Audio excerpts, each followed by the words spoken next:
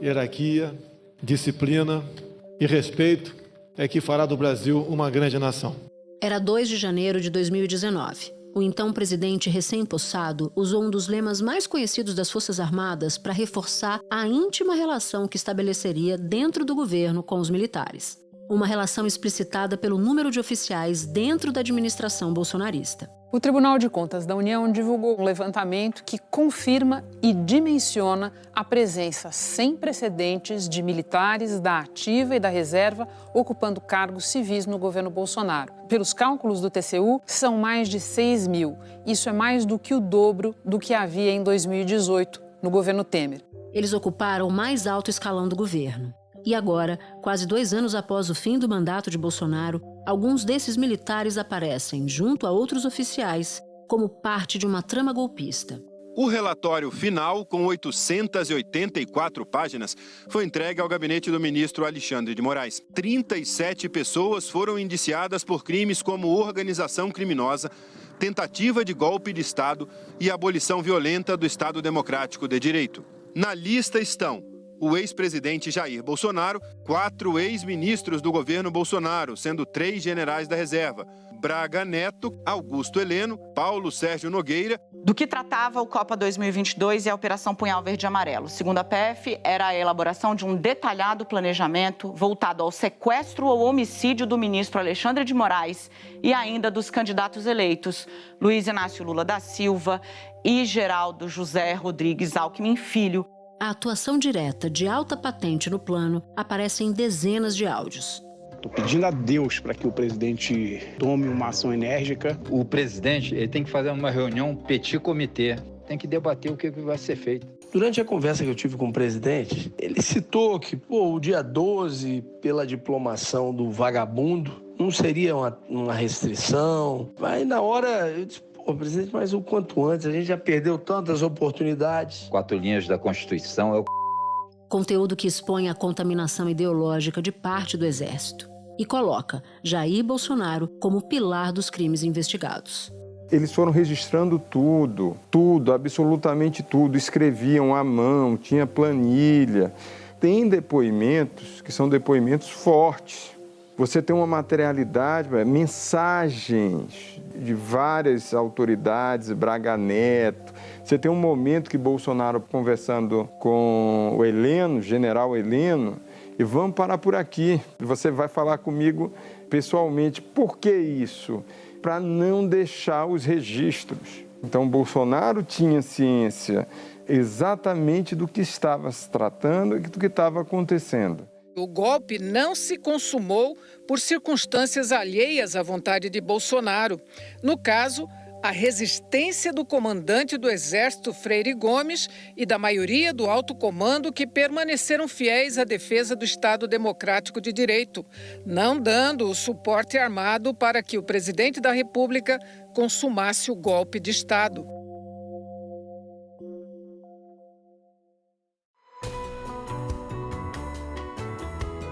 Da redação do G1, eu sou Natuzaneri e o assunto hoje é o eco autoritário.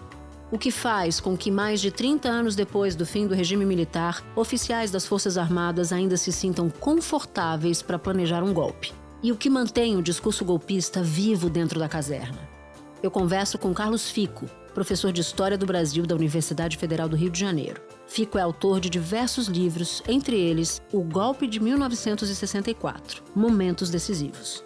Falo também com o advogado José Carlos Dias, fundador da Comissão Arnes e ministro da Justiça no governo Fernando Henrique Cardoso. Durante a ditadura militar, José Carlos foi defensor de presos políticos e atuou diretamente na Justiça Militar. Quinta-feira, 28 de novembro.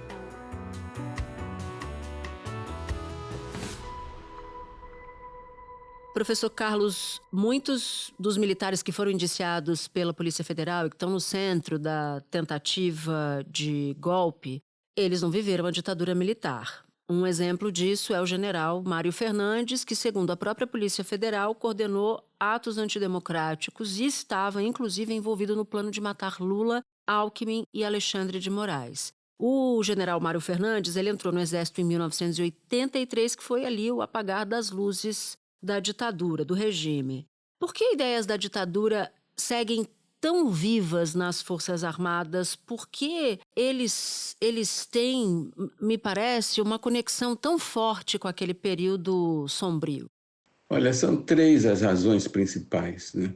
Uma é o ambiente, o próprio ambiente da vida militar, a vida em caserna, como a gente diz, né?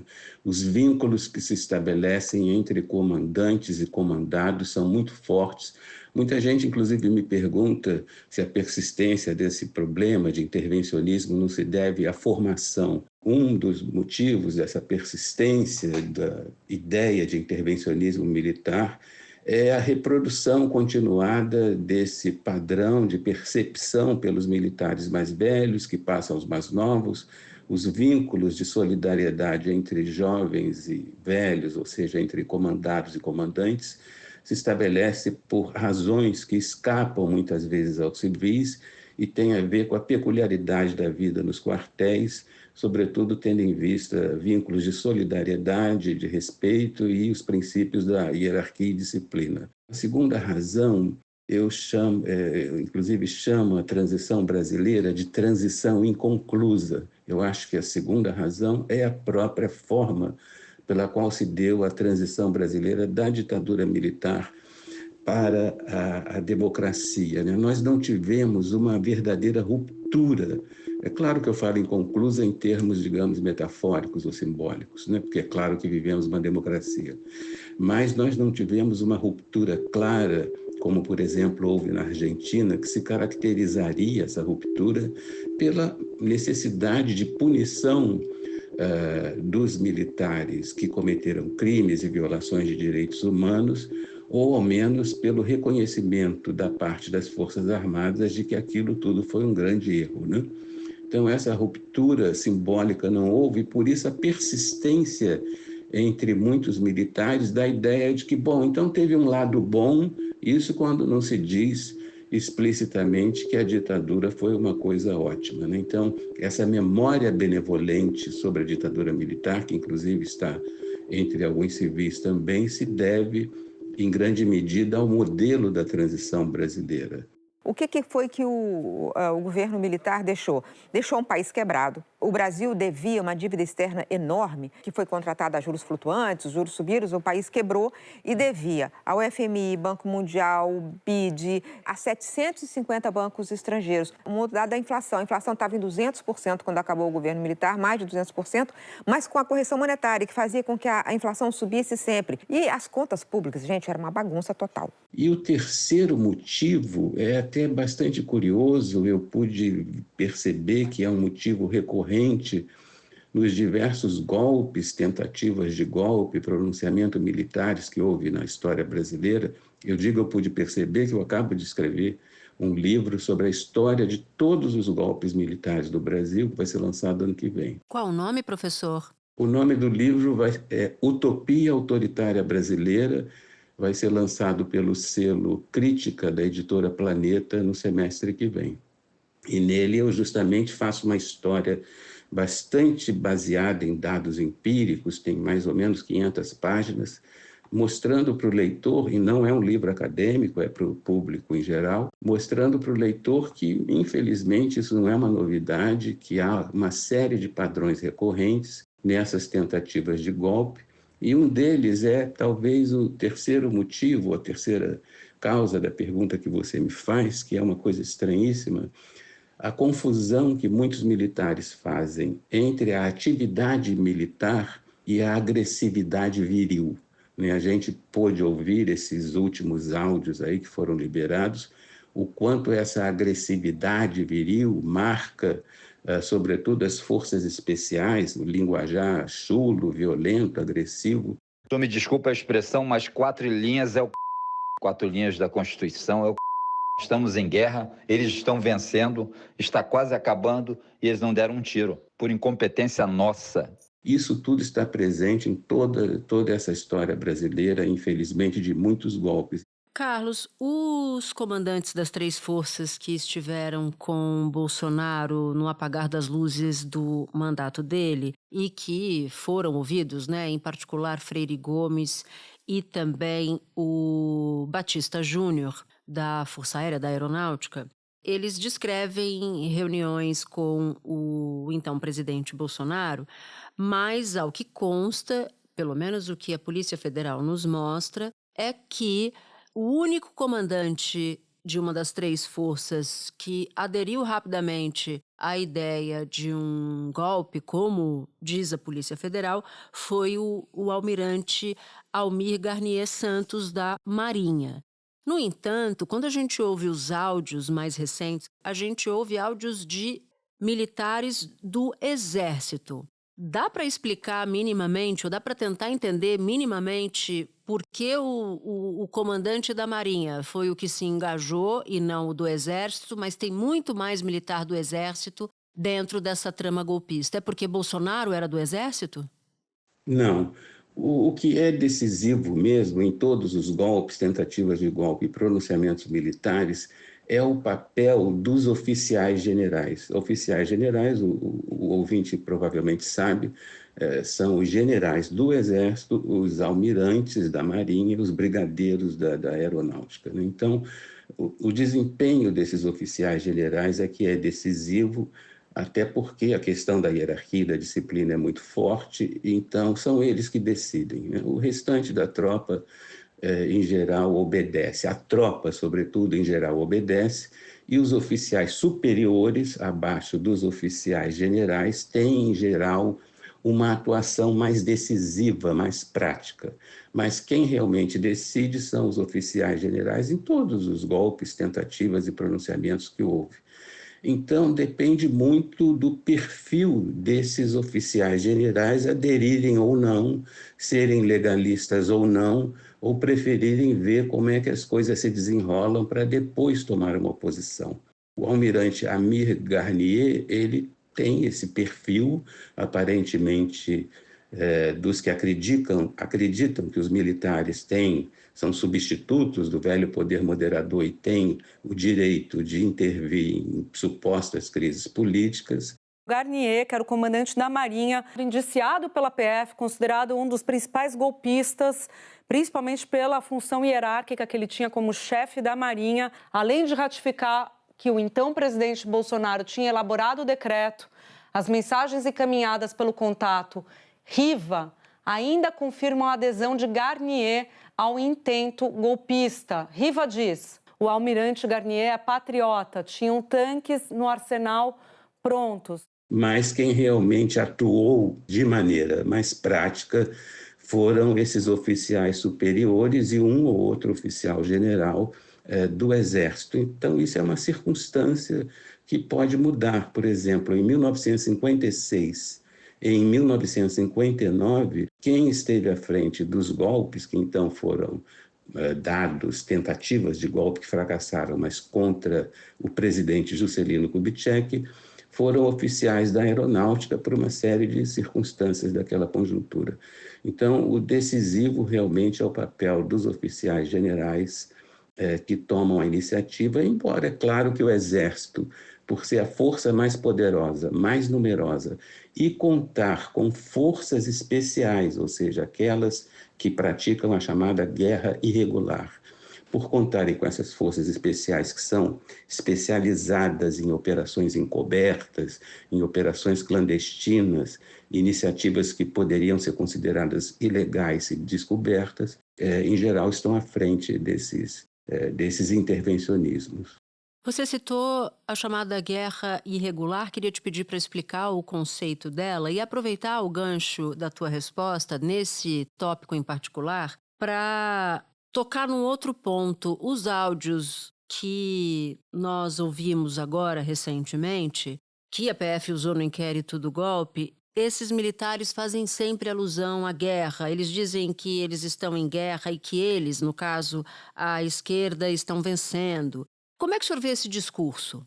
Olha, em primeiro lugar, as forças especiais são uma dessas, vamos dizer, necessidades terríveis, né, da vida das nações, porque são forças que praticam ações, são em geral muito treinadas e que praticam ações encobertas, ou seja, secretas, que são clandestinas, portanto, mas que têm o amparo do pragmatismo, da necessidade dos conflitos entre as nações. A gente se lembra, por exemplo, daqueles grupos especiais que foram atrás de Bin Laden, né, e que acabaram matando. Então, vários países têm forças desse tipo que, por consequência, têm esse perfil de arroubo, de violência, de planejamento secreto, de ações encobertas, né? E aqui no Brasil, infelizmente, são os grupos que têm perfil intervencionista e não por acaso eles estão à frente entre os indiciados, né? Agora, essa ideia... Que são os quids pretos, né? Os chamados quids pretos. Chamados quids pretos, como eles são conhecidos pela indumentária que usam.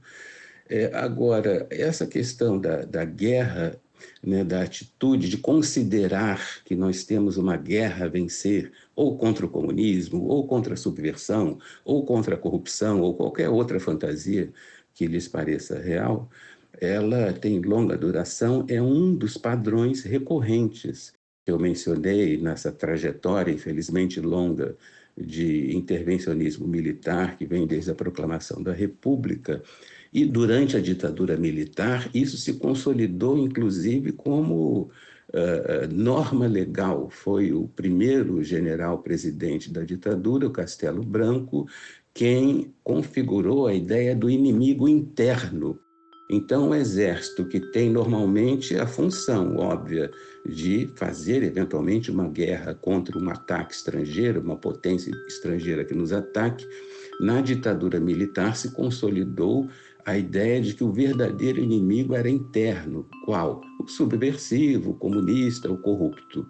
Então, a ideia de que as Forças Armadas têm uma missão constitucional de garantir os poderes constitucionais contra ataques, inclusive de inimigos internos, ela é bastante longa, mas se consolidou mesmo na ditadura militar. E não surpreende que entre os golpistas contemporâneos isso exista também.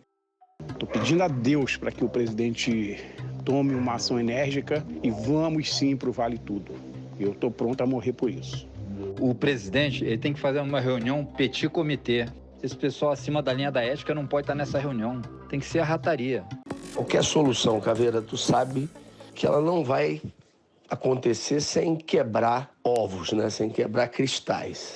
A prisão arbitrária, no caso da ditadura militar, a tortura, seguida muitas vezes de morte, e, infelizmente, no caso desse planejamento, o inédito plano de assassinato de autoridades. No 8 de janeiro, ou melhor, depois do 8 de janeiro, houve uma espécie de engajamento de congressistas para fazer passar uma proposta de emenda à Constituição, portanto, colocar na Constituição a proibição de militares terem atuação política, ou pelo menos limitar a atuação política desses militares, impedindo que eles concorram e voltem para os seus postos, ou que concorram logo que saem dos seus postos, mais ou menos como tem regra hoje para juiz. Você tem um período de carência, ou como se chama no jargão, quarentena. Na tua avaliação, essa proposta, que trata só de um aspecto, né, para evitar a politização, que é essa das candidaturas militares, esse é um projeto, uma proposta, melhor dizendo, crucial? Na sua avaliação, ajuda a limitar essa politização nos quartéis? Não, de modo algum. É apenas um paliativo que seria, inclusive, a complementação de algo que já existe. É quase que uma mudança de prazo, né? Porque os militares, quando se candidatam e tal, têm de passar para a reserva remunerada ou não remunerada, dependendo do número de anos na ativa. Enfim, é um projeto totalmente paliativo, como eu já disse muitas vezes. É claro que qualquer avanço é positivo, devo reconhecer.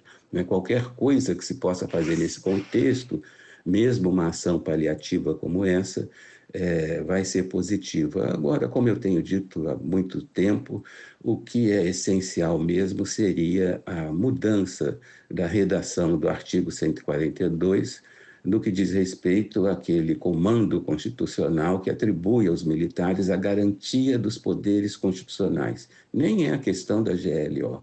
Essa garantia dos poderes constitucionais que foi colocada na primeira Constituição Republicana de 1891 os militares entendem que é a atribuição a eles do poder moderador. Não adianta nós sabermos que isso é uma leitura equivocada. Não adianta o Supremo Tribunal Federal já ter dito que isso é uma leitura equivocada, ou a mesa da Câmara ter igualmente dito isso. Porque na cabeça de muitos militares, como a gente viu em diversas manifestações do general Hamilton Mourão, do general Heleno e de muitos outros, essa atribuição que o artigo 142 dá de garantia dos poderes constitucionais lhes daria o direito de intervir em supostas crises que eles, às vezes, só eles veem. O problema é que não basta uma interpretação, mesmo que seja unânime, mesmo que seja o Supremo Tribunal Federal.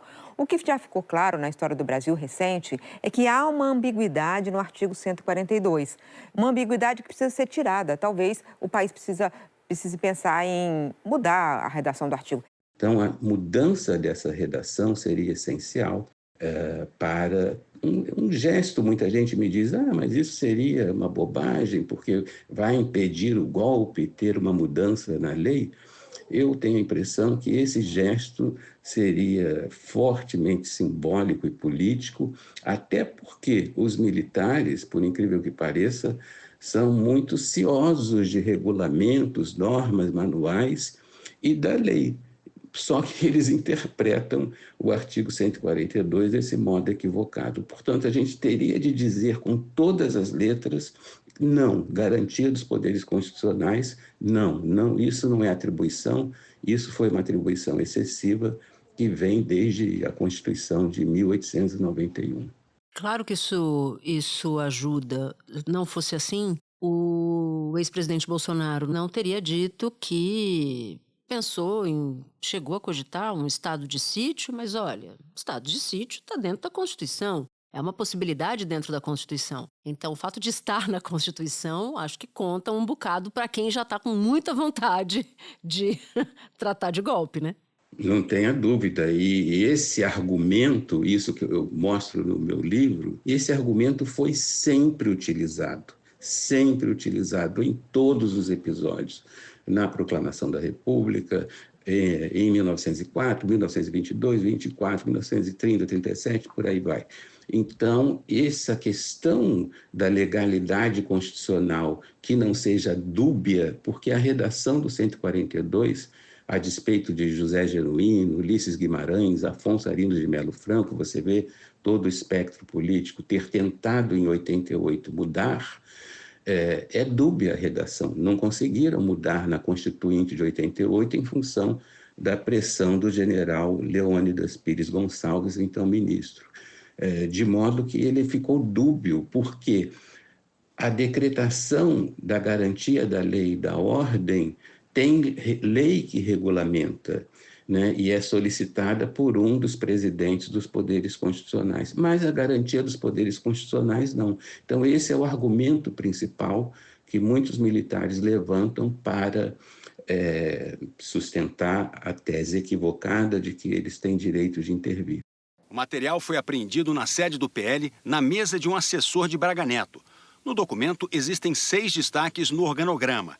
Avaliação da conjuntura, relacionar todas as ingerências do Judiciário nas ações do Executivo e do Legislativo desde 2019.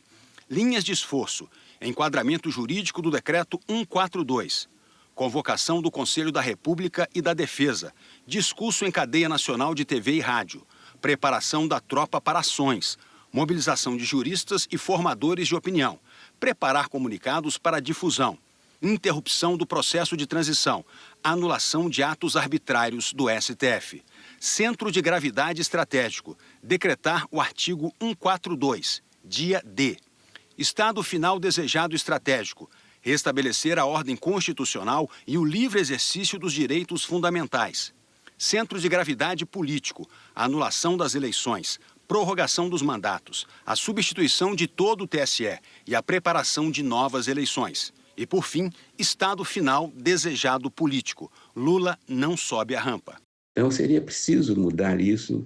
Infelizmente, eu acho que isso não vai acontecer tão brevemente, mas seria fundamental. E o argumento do estado de sítio que você menciona, que o Bolsonaro mencionou, também é recorrente, porque frequentemente O estado de sítio foi utilizado, o estado de sítio piorado, um estado de sítio com agravantes, foi utilizado em intervenções golpistas, como no Estado Novo e também durante a ditadura militar, porque o AI-5 foi extinto pelo Geisel, mas no lugar foi colocado o quê? Um estado de emergência, que é um estado de sítio piorado. Em geral, essa piora se caracteriza pelo fato de que não é necessário consultar o Congresso Nacional. Então, numa situação de crise suposta ou real, suscitada, por exemplo, por assassinatos ou por planos golpistas ou por bombas, ou seja lá o que for, a decretação do estado de sítio poderia estar a um passo da instauração de um regime de exceção, né? Então, tudo isso, infelizmente, eu tenho que dizer, não é novidade para um historiador. Professor Carlos Fico, muito obrigada por você ter topado conversar com a gente. Foi bem importante mesmo para nós te ouvirmos. Bom trabalho. Obrigado. E eu estou aguardando o livro, hein? Obrigado. Tomara que dê tudo certo. Acho que vai sair semestre que vem. Um abraço para vocês.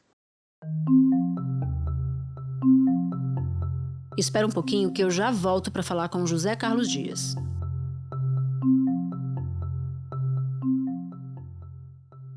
Ministro Jair Bolsonaro admitiu que estudou todas as medidas possíveis dentro do que ele chama das 4 linhas da Constituição para permanecer na presidência após as eleições de 22, mas disse que nunca discutiu o golpe. Como é que o senhor avalia essa fala do ex-presidente? É uma fala absolutamente imprópria, porque toda pessoa que é eleita para um cargo público, para um cargo de presidente da República, ele não precisa examinar as 4 linhas da Constituição. Ele vai assumir o cargo e tem que passar a faixa para o seu sucessor. E isso ele não fez. Ele fugiu. O relatório cita o nome do ex-presidente 643 vezes. Segundo os investigadores, ministros, oficiais militares e assessores se reuniram várias vezes para discutir estratégias para o golpe de Estado, a mando de Bolsonaro. Havia, inclusive, um plano de fuga. De acordo com o inquérito, foi o que aconteceu em dezembro de 2022, quando o ex-presidente foi para os Estados Unidos nas vésperas de Lula tomar posse. A investigação identificou um plano para a evasão e fuga de Bolsonaro do país, caso seu ataque ao Poder Judiciário e ao regime democrático sofresse algum revés que colocasse sua liberdade em risco. Eu vejo como um desplante para nós que somos brasileiros e que votamos na última eleição. Eu vejo isso como um absurdo. Dentro de toda aquela, ligado àqueles generais, todas aquelas pessoas que estavam tramando o golpe indiscutivelmente, ele era uma pessoa que estava aguardando que tudo fosse preparado para que ele fosse beneficiar do golpe. Não tenho dúvida que nós corremos um risco muito grande. E se nós não tivéssemos o trabalho excelente da Polícia Federal e do ministro Moraes, nós estaríamos hoje numa nova ditadura. E digo uma coisa, viu, Atuza? Eu, com 85 anos, depois de 60 anos de advocacia, não penso em viver numa nova ditadura. E, portanto, nós temos que lutar pela democracia. Esse é o dever de cada um de nós. Falando, então, dessa nossa tão apreciada democracia, o ex-presidente também, na mesma live / entrevista, ele afirmou que, abre aspas, eles vinham discutindo lá dentro o estado de sítio, fecha aspas, eles, o próprio governo, né? Mas faz uma referência aos militares. O ex-presidente disse também que o estado de sítio seria um remédio constitucional, um pouco do que ele já tinha dito na pergunta anterior que eu fiz para o senhor. Agora, o que significa exatamente um chefe de Estado ter esse tipo de discussão com militares, sobretudo tendo o passado que nós temos, né, de ditadura militar violentíssima, mas, sobretudo, o que isso diz sobre a nossa democracia? Diz o seguinte, que ele absolutamente não se sente à vontade, não se sentia à vontade dentro do ambiente democrático. Ele tinha aquela turma que envolvia militares e alguns civis, e que realmente estavam dando suporte para que ele pudesse permanecer como presidente, como ditador. Indiscutivelmente, esta é a minha opinião. É curioso, né? Porque nos áudios de militares investigados pela Polícia Federal aparecem referências a apoio popular, a necessidade de inflamar a massa e a admissão de que o golpe teria consequências para esse grupo. E lembrando que tinha os acampamentos golpistas nos quartéis generais Brasil afora. O general Mário Fernandes, que é o que dá declarações mais truculentas, inclusive, ele disse, abre aspas, qualquer solução não vai acontecer sem quebrar ovos, sem quebrar cristais, fecha aspas. Qual é a referência que ele tem na cabeça e o quanto essas conversas remetem ao golpe de 64, ministro? Em 64, realmente foi preparado um campo fértil para o golpe, através da movimentação da população. As marchas de Deus pela família com a liberdade percorreram o Brasil inteiro. Eu fui preso numa dessas, na marcha em São Paulo, eu era recém-formado na Faculdade de Direito. Então, isso é verdade, ele queria levantar a população, como, aliás, ele havia feito isso no 7 de setembro, em outras oportunidades, sempre que podia, ele agitava as massas para que ele preparasse o golpe. Podem ter certeza, é obrigação de todos jogarem dentro das 4 linhas da nossa Constituição. Com uma reeleição, nós traremos para dentro dessas 4 linhas todos aqueles que ousam ficar fora dela. Imbrochável, imbrochável, imbrochável, imbrochável, imbrochável. E com todo o apoio daquelas pessoas que o rodeavam e que lhe davam sustentação. Então, eu não tenho dúvida que nós corremos um risco muito grande e que, se nós não tivermos o golpe, foi porque houve, por outro lado, uma resposta muito firme em setores importantes da sociedade civil. Eu queria te ouvir sobre se o pior já passou, se o maior risco já passou no momento em que a gente descobre a trama golpista, inclusive com um plano, segundo a Polícia Federal, de exterminar presidente eleito, vice-presidente e então presidente do TSE, o Alexandre de Moraes. Se o risco já passou no momento em que tudo se tornou público, ou se o perigo ainda eventualmente pode nos rondar, depender de quem esteja no poder, e quais fatores fizeram, ministro, com que parte dos militares se sentisse à vontade para falar em golpe, para cogitar um ambiente propício a um golpe de Estado? Ele tinha esta pessoa que vivia no cercadinho, eram as pessoas que rodeavam e que davam sustentação a ele. Eu acho que nós não corremos risco e o risco acabou. Eu acho que nós temos que continuar vigilantes, Natuza. Eu acho que é o nosso dever. Você, como jornalista, eu, como advogado, como membro da comissão do Paulo Evaristo Arnes, eu acho que todos nós temos o dever de estar muito vigilantes, porque senão a casa cai. Quer dizer, é aquela coisa do risco imenso que nós corremos quando nós não temos certeza absoluta da estabilidade do governo. Nós ainda corremos risco. Você imagina que barbaridade estava sendo preparado o assassinato do presidente, do vice-presidente e do presidente do TSE. Quer dizer, isso mostra quantos sanguinários eram aqueles que rodeavam o presidente. E, portanto, eu acho que o que eu espero é que o processo corra com rapidez, com seriedade, para que o Supremo Tribunal Federal julgue a todas as pessoas que estão envolvidas nisto. em favor deles não deve haver anistia. Não tem cabimento. A anistia você só concede a quem praticou um ato ilícito e que está sendo punida. Você não pode dar uma anistia por antecipação, como um benefício, como um prêmio. A anistia não é prêmio. É isso sim uma forma com que o Estado define que tais pessoas devem ser beneficiadas depois de terem cumprido a punição que foi imposta. Ministro, agradeço demais a sua disponibilidade em falar com a gente. Foi um prazer ouvi-lo aqui no assunto.